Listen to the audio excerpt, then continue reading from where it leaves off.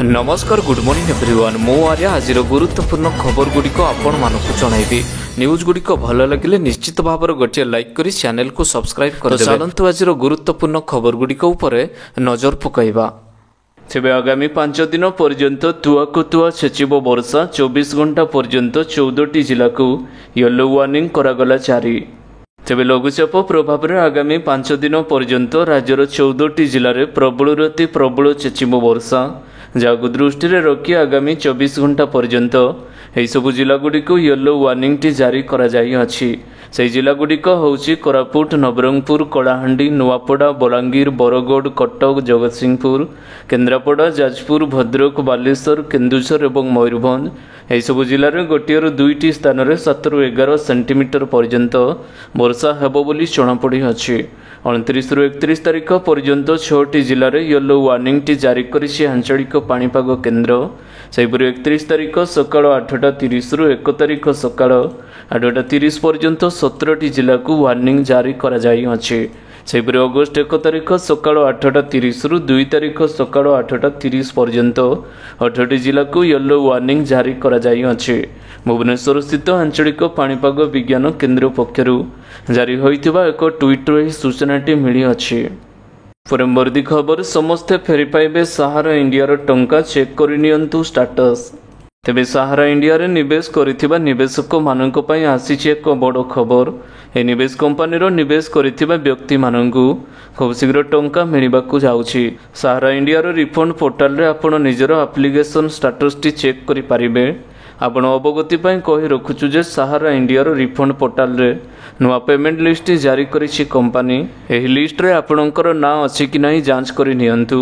जदि आपण मध्य रिफंड पाइबाकू आवेदन करिथिले तेबे आपण ए लिस्ट तुरंत चेक करबा आवश्यकताटी रहिछि। आपण भी निवेश करिथिबा टंका फेरस्त पाइबाकू चाहुथिले यार ऑफिशियल वेबसाइट विजिट करबाकू पड़िबो।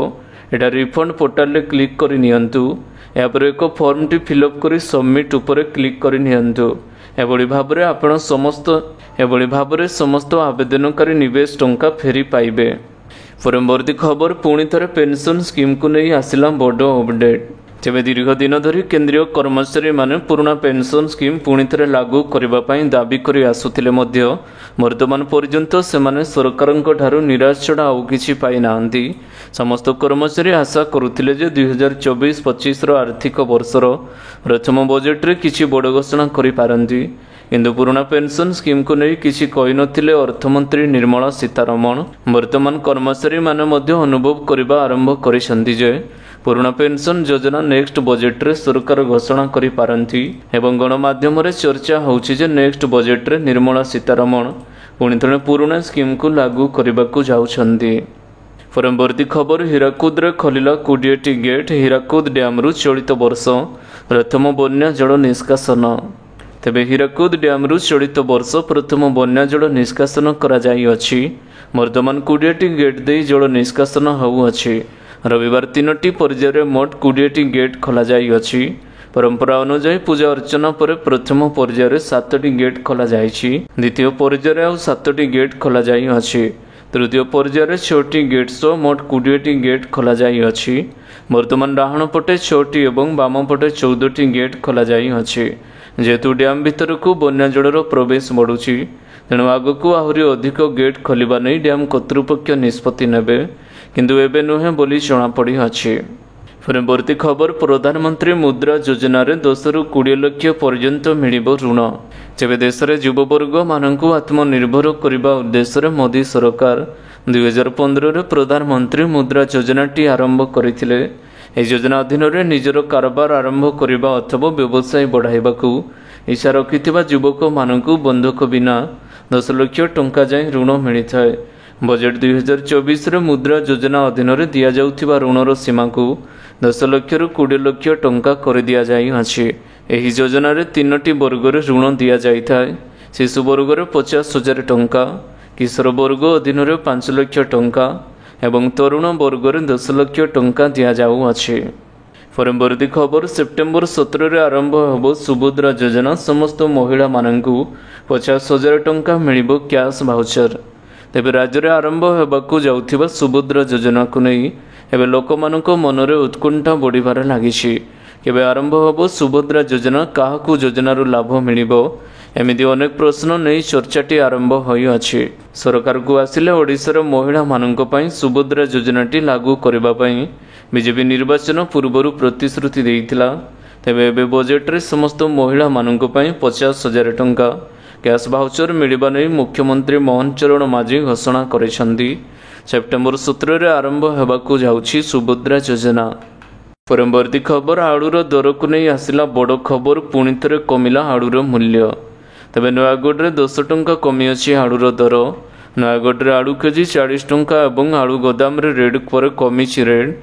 आज आहरी कमिजिब आलूर रेट। दुकान आगे रेट चार्ट मारिबे व्यवसायी माने। जोगाण विभाग पक्षर खुचरा बेपारी मानू दि जाइछि निर्देश।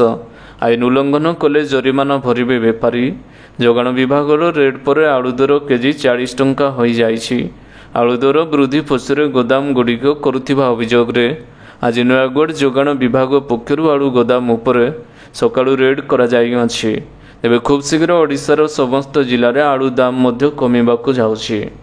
परवर्ती खबर, डीएमईटी तरफ विज्ञप्ति, नुआ नर्सिंग ट्रेनिंग शिक्षानुष्ठान खोलिबा नहीं आवेदन प्रक्रिया अगस्त 16 रे सरिबो।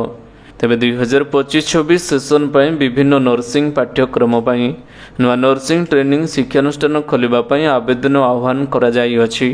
एने Odisha nurses and midwives registration council तरफ एक विज्ञप्ति प्रकाश पाई। जुलाई 31 रु ऑनलाइन रे आवेदन प्रक्रियाटी आरंभ होई अगस्त 16 तारिख रे समाप्त हेबो। परवर्ती खबर, कोटी कोटी ग्राहक मानक बड़ फायदा, सुधर हार बढ़ाइले 3टी बैंक। तेबे किछि लोक आर्थिक शक्ति पाई बैंक रु स्वतंत्र योजना ग्रहण करने को पसंद करती। यह योजना गुड़िक मध्य एफडी जमा अंतर्भुक्त रही, जो 1 लाख टंका जमा करी आपण विपुल लाभटी पाई पारिबे। सेपरि अनेक बैंक अच्छी सेमानकर ग्राहक मानू एफडी उपर अधिक सुधर हार रे लाभ प्रदान करुछि। संप्रति 3टी बैंक द्वारा एफडी सुधर हार वृद्धि करा जाई अछि। स्थिर जमा उपर एचडीएफसी बैंक, आईसीआईसीआई बैंक और एक्सिस बैंक सुधर हारटी वृद्धि करिसंदी। समस्त 3टी बैंक 3 कोटी रु कम जमा पाई अधिक सुध हारर सुविधा प्रदान करुछंदी। परवर्ती खबर, अगस्त 2 रे खोलिबो ओलार आईपीओ। तेबे इलेक्ट्रिक 2 चकिया कंपनी ओला इलेक्ट्रिक मोबिलिटी प्रारंभिक पब्लिक ऑफर अगस्त 2 तारिख रु खोलिबो। कंपनी कहिछि जे आईपीओ आयर एक बड़ अंश यार सेल उत्पादन कारखानार क्षमता संप्रसारण एवं गवेषणा एवं विकास कार्यकलाप को संप्रसारण करने व्यवहार करा। आईपीओ दस्तावेज अनुसार अगस्त 6 रे कंपनीर प्रारंभिक शेयर बिक्री बंद हेबो। अगस्त 1 रे आयर बड़ निवेशक माने शेयर पाई बिड मध्य करि पारिबे। परवर्ती खबर, पुणी थरे बढ़ी पारे चीनीर एमएसपी। तेबे आसंता किछि दिन मध्य चीनीर सर्वनिम्न सहायक मूल्य वृद्धि उपर सरकार निष्पत्ति नहीं पारंदे। केंद्र खाद्य सचिव संजीव चोपड़ा एने सूचना देइछंदी। All India sugar trade association एक सम्मेलन रे से कहिसंदी एमएसपी प्रस्ताव उपर आलोचना करा जाउथिबा बेले आगामी दिन में ए दिगरे निष्पत्ति नियाजिबो। परवर्ती खबर, इलेक्ट्रिक यान रे मिलुथिबा सब्सिडी को नहीं 2 मास बढ़ाइले सरकार। तेबे सरकारक शिल्प मंत्रालय द्वारा एक निर्देश जारी करा जाई अछि जे इलेक्ट्रिक मोबिलिटी प्रमोशन स्कीम 2024 को 2 मास पई बढ़ा जाई अछि। सरकारक इलेक्ट्रिक यान उपर एही योजना को 30 सेप्टेम्बर 2024 पर्यंत बढ़ा जाई अछि। सरकार एही योजना को आनिबा पई मार्च 2024 रे घोषणा करथिले।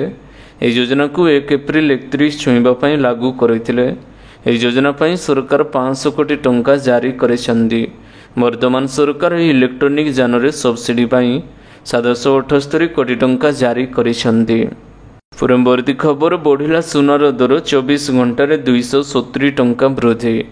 तेबे आज भारतीय बजार रे 24 कैरेट सुनार दर 10 ग्राम प्रति 69,000 टंका होइथिबा बेले 22 कैरेट सुनार ग्राम पिछा 63,250 टंकार होइछि। सेहिपरि भुवनेश्वर 22 कैरेट सुनार दर 63,250 टंकार पहुंची बेले 24 कैरेट सुनार दर 69,000 होइछि। मुंबईर 22 कैरेट और 24 कैरेटर मूल्य 63,250 टंका और 69,000 टंका थिबा रेकर्ड करा जाइथिबा बेले नुआ दिल्ली रे 63,400 टंका और 69,150 टंका रहिछि। ପରବର୍ତ୍ତୀ ଖବର ଆଜିଠାରୁ ଶସ୍ତାରେ ମିଳିବ ଟମାଟୋ। ଏବେ ସାରା ଦେଶରେ ବର୍ତ୍ତମାନ ମହଙ୍ଗା ମାଡ଼ ଖାଉଟିମାନଙ୍କ ପାଇଁ ଚିନ୍ତାର କାରଣ ପାଲଟି ଅଛି। ବିଶେଷ କରି ଆଳୁ, ପିଆଜ ଏବଂ ଟମାଟୋର ମୂଲ୍ୟ ଆକାଶ ଛୁଆଁ ହେବା ପରେ ରୋଷେଇ ଘରେ ଏହାର ପ୍ରଭାବ ଦେଖାଦେଇ ଅଛି। କିନ୍ତୁ ଏନେଇ ବର୍ତ୍ତମାନ ଏକ ବଡ଼ ପଦକ୍ଷେପ ନେଇଛନ୍ତି ସରକାର। ଜନତାଙ୍କୁ ମହଙ୍ଗା ମାଡ଼ରୁ ମୁକ୍ତି ଦେବା ପାଇଁ ଭାରତୀୟ ରାଷ୍ଟ୍ରୀୟ ସହକାରୀ ଉପଭୋକ୍ତା ସଂଘ ଟମାଟୋ ପାଇଁ ନୂଆ ରେଟ୍ଟି ଜାରି କରିଛନ୍ତି। ଏଣିକି ବିକ୍ରି କରିବା ପାଇଁ ଟମାଟୋ ମୂଲ୍ୟ ସ୍ଥିର କରି ବଜାରକୁ ଛଡ଼ାଯାଇଅଛି। ପରବର୍ତ୍ତୀ ଖବର 10ଟି ରାଜ୍ୟର ରାଜ୍ୟପାଳ ବଦଳିଲେ, ଦେଖନ୍ତୁ ସମ୍ପୂର୍ଣ୍ଣ ତାଲିକା। ତେବେ ରାଷ୍ଟ୍ରପତି ଦ୍ରୌପଦୀ ମୁର୍ମୁ ପଞ୍ଜାବର ରାଜ୍ୟପାଳ ତଥା କେନ୍ଦ୍ରଶାସିତ ଅଞ୍ଚଳ ଚଣ୍ଡିଗଡ଼ର ବନୱାରୀଲାଲ ପୁରୋହିତଙ୍କ ଇସ୍ତଫା ଗ୍ରହଣ କରିଛନ୍ତି। ଏହା ସହିତ ସେ ଅନ୍ୟ 10ଟି ରାଜ୍ୟର ରାଜ୍ୟପାଳଙ୍କ ନୂତନ ନିଯୁକ୍ତି ମଧ୍ୟ ଘୋଷଣା କରିଛନ୍ତି। ରାଜସ୍ଥାନର ରାଜ୍ୟପାଳ ଭାବରେ ହରିଭାଉ କିଷାନର ଏବଂ ବାଗଡେ ନିଯୁକ୍ତ ହୋଇଛନ୍ତି। ତେଲେଙ୍ଗାନାର ରାଜ୍ୟପାଳ ଭାବରେ ବିଷ୍ଣୁ ଦେବ ବର୍ମା ନିଯୁକ୍ତ ହୋଇଛନ୍ତି। ଓମ୍ ପ୍ରକାଶ ମାଥୁରଙ୍କୁ ସ୍କିମ୍ରେ ରାଜ୍ୟପାଳ ଭାବରେ ନିଯୁକ୍ତ କରାଯାଇଅଛି। ସନ୍ତୋଷ କୁମାର ଗାଙ୍ଗୋରଙ୍କୁ ଝାଡ଼ଖଣ୍ଡ ରାଜ୍ୟପାଳ ଭାବରେ ଏବେ ନିଯୁକ୍ତି କରାଯାଇଅଛି। ଛତିଶଗଡ଼ର ରାଜ୍ୟପାଳ ଭାବରେ ରାମେନ ଡେକା ନିଯୁକ୍ତି ହୋଇଛନ୍ତି। ବର୍ତ୍ତମାନ ଝାଡ଼ଖଣ୍ଡର ରାଜ୍ୟପାଳ ତଥା ତେଲେଙ୍ଗାନାର ଅତିରିକ୍ତ ଦାୟିତ୍ୱ ତୁଲାଉଥିବା ସିବି ରାଧାକୃଷ୍ଣନ ମହାରାଷ୍ଟ୍ରର ରାଜ୍ୟପାଳ ଭାବରେ ନିଯୁକ୍ତି ହୋଇଛନ୍ତି। ପରବର୍ତ୍ତୀ ଖବର 2030 ସୁଦ୍ଧା ଇସ୍ପାତ ଉତ୍ପାଦନ 300 ନିୟୁତ ଟନ୍ ଟପିବ। ଏବେ ପ୍ରତିକୂଳ ପରିସ୍ଥିତି ସତ୍ତ୍ୱେ ଇସ୍ପାତର ଚାହିଦା ବୃଦ୍ଧି ପାଇବାର ଆଶା କରାଯାଇଅଛି। 2030 ମସିହା ସୁଦ୍ଧା ଦେଶରେ ଇସ୍ପାତ ଉତ୍ପାଦନ 300 ନିୟୁତ ଟନ୍ ଟପିବାର ସମ୍ଭାବନା ରହିଛି ବୋଲି ଶନିବାର କେନ୍ଦ୍ର ଇସ୍ପାତ ସଚିବ ନଗେନ୍ଦ୍ର ନାଥ ସିହ୍ନା ମନ୍ତବ୍ୟ ଦେଇଛନ୍ତି। ଦେଶର ଇସ୍ପାତ ଉତ୍ପାଦନ କ୍ଷମତା ବୃଦ୍ଧି ନେଇ କୌଣସି ଅସୁବିଧା ନାହିଁ, କିନ୍ତୁ ଏ କ୍ଷେତ୍ରରେ କାର୍ବନ ନିର୍ଗମନକୁ କିଭଳି କମ୍ କରାଯାଇପାରିବ ସେ ନେଇ ଲୋକମାନଙ୍କ ମତାମତ ନିଆଯିବ। ଦେଶର ମୋଟ କାର୍ବନ ନିର୍ଗମନରେ ଇସ୍ପାତ କ୍ଷେତ୍ରରେ ଅଂଶ 12% ରହିଛି ବୋଲି ଶ୍ରୀ ସିହ୍ନା କହିଛନ୍ତି। ପରବର୍ତ୍ତୀ ଖବର ମହଙ୍ଗା ରିଚାର୍ଜ ପ୍ଲାନ୍ ଯୋଗୁଁ ସିମ୍ ପୋର୍ଟ କରିବାରେ ଭାଙ୍ଗିଲା ରେକର୍ଡ। 6 ଜୁଲାଇ ସୁଦ୍ଧା 100 କୋଟି ପାର। ତେବେ ଘରୋଇ ଟେଲିକମ୍ କମ୍ପାନୀ ଜୁଲାଇ 3 ତାରିଖରେ ରିଚାର୍ଜ ପ୍ଲାନ୍ର ଟାରିଫ୍ ବୃଦ୍ଧି ଘୋଷଣା କରିଥିଲେ। ଟାରିଫ୍ ପ୍ଲାନ୍ର ମୂଲ୍ୟ ବୃଦ୍ଧି ହେବା ପରେ ଲୋକ ପୁଣି ଥରେ ସରକାରୀ ସର୍ଭିସ୍ ପ୍ରୋଭାଇଡରଙ୍କ ଉପରେ ନିଜର ଭରସା ସ୍ଥାପନ କରିଛନ୍ତି। ଫଳରେ ଲୋକେ ସେମାନଙ୍କର ନମ୍ବର ପୋର୍ଟ କରୁଥିବା ବେଳେ ଏବେ ଏହାର ରେକର୍ଡ ଭାଙ୍ଗିଅଛି।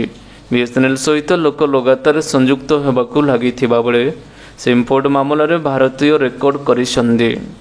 ପରବର୍ତ୍ତୀ ଖବର ଭାରତ ଛାଡ଼ିବା ପୂର୍ବରୁ ଆୟକର ମଞ୍ଜୁରୀ ବାଧ୍ୟତାମୂଳକ ସ୍ପଷ୍ଟୀକରଣ ଦେଲେ କେନ୍ଦ୍ର ସରକାର। ତେବେ ବିଦେଶରେ ରହି ଚାକିରି ବା ବ୍ୟବସାୟ କରୁଥିବା ବ୍ୟକ୍ତିମାନେ ଆୟକର ନଦେଲେ ଭାରତ ଛାଡ଼ିପାରିବେ ନାହିଁ ବୋଲି ଖବର ଆଲୋଡ଼ନ ସୃଷ୍ଟି କରିବା ପରେ ଏ ସମ୍ପର୍କରେ ସ୍ପଷ୍ଟୀକରଣ ଦେଇଛନ୍ତି କେନ୍ଦ୍ର ସରକାର। Central board of direct tax ଆୟକର ଅଧିନିୟମ 1961ର ଧାରା 230 ସମ୍ବନ୍ଧରେ ସ୍ପଷ୍ଟୀକରଣ ଜାରି କରିଛି। ରିପୋର୍ଟ ପ୍ରତିକ୍ରିୟାରେ ସିବିଡିଟି କହିଛି ଯେ ଭାରତରେ ରହୁଥିବା ପ୍ରତ୍ୟେକ ବ୍ୟକ୍ତିଙ୍କୁ ଦେଶ ଛାଡ଼ିବା ପୂର୍ବରୁ ଟିକସ ମଞ୍ଜୁର ପ୍ରମାଣପତ୍ର ସୁରକ୍ଷିତ ରଖିବା ପାଇଁ ଧାରା 230 ନିର୍ଦ୍ଦେଶ ଦେଇନାହିଁ, କେବଳ ନିର୍ଦ୍ଦିଷ୍ଟ ସ୍ଥିତିରେ ଏହାର ଆବଶ୍ୟକତା ରହିଛି। ଫେବୃଆରୀ 5, 2004ର ସିବିଡିଟିର ନିର୍ଦ୍ଦେଶନାମା 1/2004 ଅନୁଯାୟୀ କେବଳ ଗୁରୁତର ଆର୍ଥିକ ଅନିୟମିତତା କିମ୍ବା 10 ଲକ୍ଷରୁ ଅଧିକ ଟିକସ ବକେୟା ଥିବା ବ୍ୟକ୍ତିମାନଙ୍କ ପାଇଁ ଟିକସ କ୍ଲିୟରାନ୍ସ ପ୍ରମାଣପତ୍ର ଆବଶ୍ୟକତା ରହିଛି। ଯଦି ଏହି ବକେୟା କୌଣସି କର୍ତ୍ତୃପକ୍ଷଙ୍କ ପାଖରେ ନଥିବ, ଏପରି ପରିସ୍ଥିତିରେ ଆୟକର ଅଧିନିୟମ କିମ୍ବା ଟ୍ୟାକ୍ସ ଅଧିନିୟମ ଅନୁଯାୟୀ ତଦନ୍ତ ପାଇଁ ବ୍ୟକ୍ତିର ଉପସ୍ଥିତି ଗୁରୁତ୍ୱପୂର୍ଣ୍ଣ ବୋଲି ବିବେଚନା କରାଯାଏ ଏବଂ ଟିକସ ଦେବାକୁ କୁହାଯାଇପାରେ। ତେବେ ଆଶା କରୁଛି ଆଜିର ଗୁରୁତ୍ୱପୂର୍ଣ୍ଣ ଖବରଗୁଡ଼ିକ ଆପଣମାନଙ୍କୁ ନିଶ୍ଚିତ ଭାବରେ ଭଲ ଲାଗିଥିବ। ଯଦି ଭଲ ଲାଗିଥାଏ ଭିଡ଼ିଓକୁ ଗୋଟେ ଲାଇକ୍ କରନ୍ତୁ ଏବଂ ଚ୍ୟାନେଲକୁ ସବସ୍କ୍ରାଇବ୍ କରିବା ପାଇଁ ବିଲକୁଲ ବି ଭୁଲନ୍ତୁ ନାହିଁ। ଆପଣଙ୍କ ଭଲ ପାଇବା ସ୍ୱରୂପ ଭିଡ଼ିଓକୁ ସେୟାର କରିଦେବେ। ପୁଣି ଦେଖା ହେବ ଲାଟେଷ୍ଟ ଅପଡେଟ୍ରେ। ସେତେବେଳ ପର୍ଯ୍ୟନ୍ତ ବିଦାୟ ନେଉଛି। Vande Mataram, take care, bye bye.